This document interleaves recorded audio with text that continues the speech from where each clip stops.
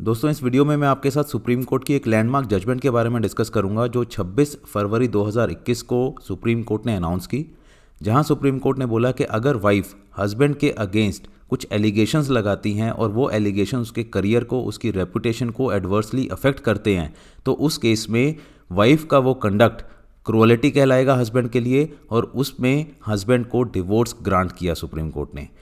ये जजमेंट है जॉयदीप मजूमदार वर्सेस भारती जायसवाल मजूमदार। 3 जजेस की बेंच जो सुप्रीम कोर्ट की रही, 26 फरवरी 2021 को ये जजमेंट प्रोनाउंस हुई है। इसका अगर बैकग्राउंड डिस्कस करें तो हस्बैंड जो है इस केस में एक आर्मी ऑफिसर है। उन्होंने अपनी डिवोर्स पिटीशन फाइल की। उसमें अलेज किया कि उसकी वाइफ ने उसके अगेंस्ट, हस्बैंड के अगेंस्ट मैलिशियस कंप्लेंट्स, बहुत सारी कंप्लेंट्स दी, और उन कंप्लेंट्स के द्वारा उसके करियर पे इफेक्ट पड़ा, उसकी रेपुटेशन पे इफेक्ट पड़ा, और जिसके कारण उसको मेंटल क्रूअलिटी फेस करनी पड़ी। फैमिली कोर्ट में जब ये केस फाइल हुआ तो फैमिली कोर्ट ने उसको डिवोर्स ग्रांट कर दिया, बट हाई कोर्ट ने जो वो फैमिली कोर्ट की जजमेंट थी उसको रिवर्स कर दिया, मींस डिवोर्स को सेट असाइड कर दिया। अब आई अपील सुप्रीम कोर्ट ने। सुप्रीम कोर्ट में हस्बैंड ने सबमिट किया कि वाइफ ने series of complaints, means complaint के बाद एक कंप्लेंट के बाद एक कंप्लेंट के बाद, अब उसके सुपीरियर ऑफिसर्स को, जो आर्मी में वो काम कर रहा था, उसके सुपीरियर ऑफिसर्स को कंप्लेंट्स फाइल की। Even chief of the army staff तक कंप्लेंट्स फाइल की गई, और भी बाकी अथॉरिटीज़ को भी कंप्लेंट्स फाइल की गई। उसके कारण, उनकी कंप्लेंट्स के कारण उसको इररिपेयरेबल डैमेज हुआ, उसकी रेपुटेशन को और उसके मेंटल पीस को। सुप्रीम कोर्ट ने ऑब्जर्व किया, the question which requires to be answered here is whether the conduct of the respondent would fall within the realm of mental क्रूअलिटी।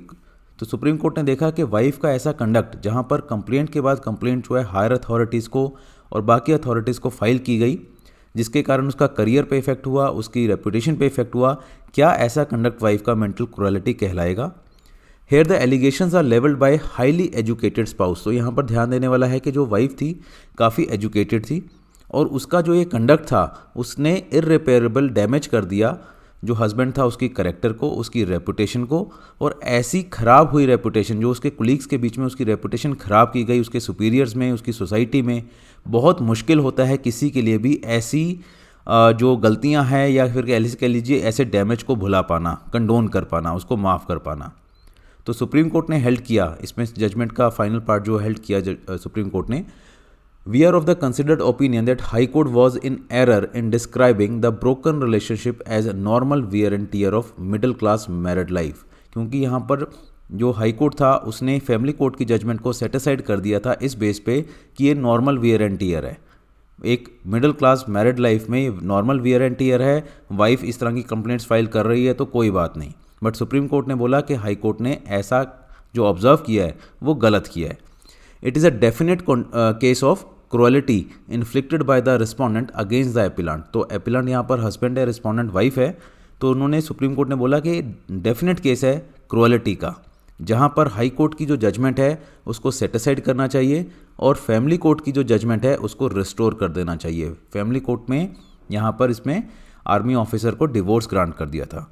The appellant is accordingly held entitled to dissolution of his marriage, and consequently respondent's application for restitution of conjugal rights stands dismissed। तो यहाँ पर wife ने भी एक application लगा रखी थी कि जो आरसीआर के लिए एप्लीकेशन लगा रखी थी, सुप्रीम कोर्ट ने वो डिसमिस कर दी, और एपिलेंट जो हस्बैंड है उसकी मैरिज को बोला कि आपके अगेंस्ट क्रूअलिटी हुई है, आपकी मैरिज को हम डिसॉल्व कर रहे हैं। तो ये जजमेंट है अभी जो रीसेंट जजमेंट है, राइट। तो आप जितना हो सके इसके बारे में लोगों को अवेयर करिए, जस्टिस के लिए कंटेस्ट करते रहिए। हमारी तरफ से अगर आपको कोई हेल्प चाहिए तो आप हमें व्हाट्सएप कर सकते हैं, ये डिटेल्स हैं हमारी।